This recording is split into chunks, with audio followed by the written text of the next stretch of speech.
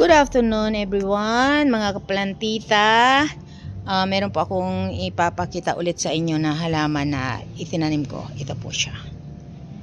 Ito po ay tinatawag na, ang pangalan nito guys ay Alocasia nigra. Diba? Ang ganda niya, laki. Ayan. So, ang daming nagsasabi na mukha siyang plastic.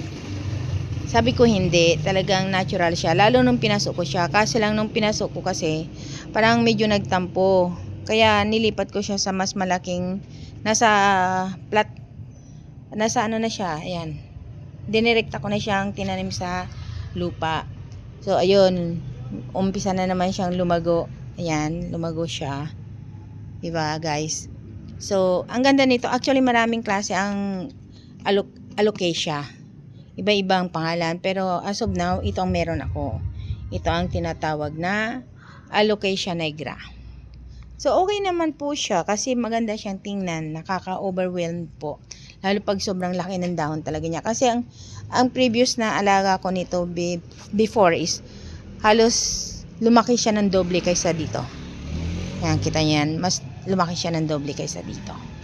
So, yun guys. Sana ay magustuhan ninyo. Yan po si Alocasia nigra.